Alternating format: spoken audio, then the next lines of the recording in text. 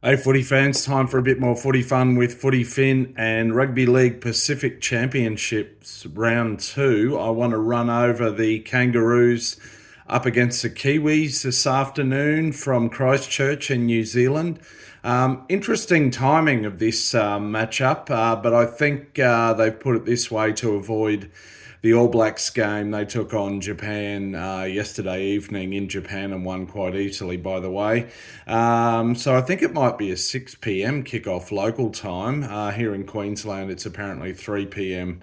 Kickoff our time. Anyway, look, of course, the Kangaroos beat Tonga last week, but they're looking to avenge a completely unexpected 30-0 thumping that they received from the Kiwis in the final of the Pacific Cup just on 12 months ago. That kind of came out of nowhere, or particularly the nature of the scoreline. The Kiwis at that time were coached by Michael Maguire, who's now just started with the Broncos. So Stacey Jones, the great halfback, ex-Warriors and Kiwis himself, has taken over the Kiwis coaching duties. So that adds a bit of spice to this encounter, I would say. Now, look, the Kangaroos 17 is unchanged from the one that beat Tonga 14-0, I think it was, in Brisbane last week.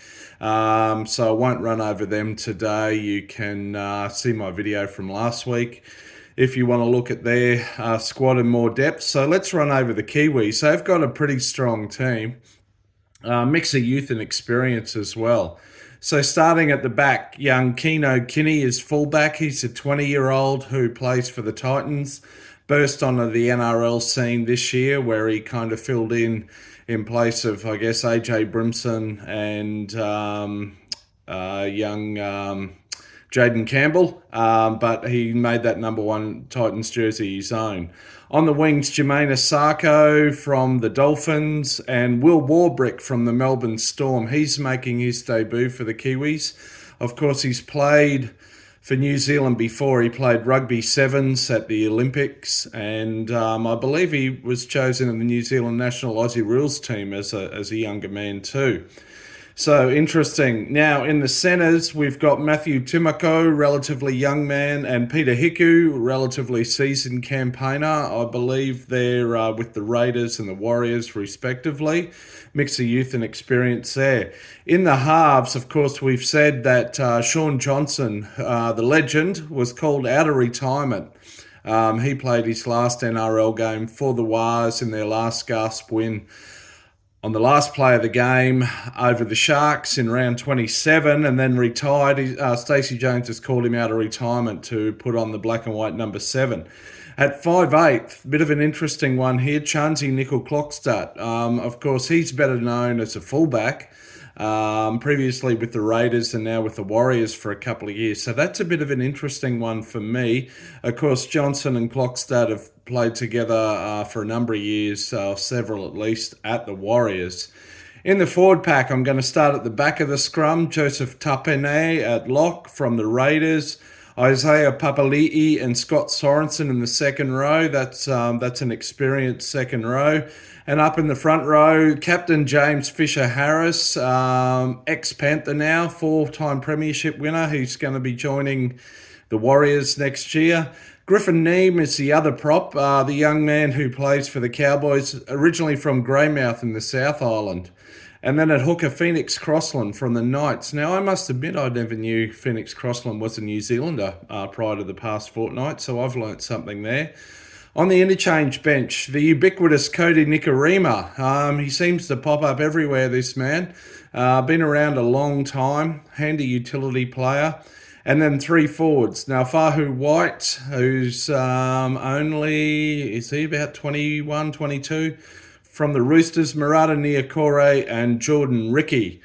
So, yeah, look, strong team for the Kiwis.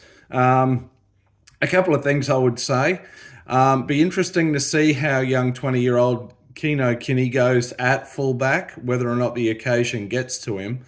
And then, yeah, look, big fan of Chansey Nickel-Clockstad and Sean Johnson, but I just don't know how that pairing's going to go. I don't know how Chansey goes at number 6. I'm sure he's played there in the past. But that's a bit of an unknown to me. Other than that, solid forwards, both in the starting pack and on the bench. So yeah, look, the bookies have actually got the Kiwis at relatively long odds here. Look, they could easily win this one. I think it will be a pretty close match. It'll probably come down to the final quarter of the game. Look, if I had to put my money on someone, it would probably be the Kangaroos today, but I could be wrong. And now, more than likely, it depends on whether or not the Kiwis win this one and then whether or not they beat Tonga next weekend. But I think more than likely we will see these two teams facing up again in 2 weeks in the final of the Pacific Cup. But that remains to be seen. The two nations are playing each other in the women's game as a curtain raiser as well.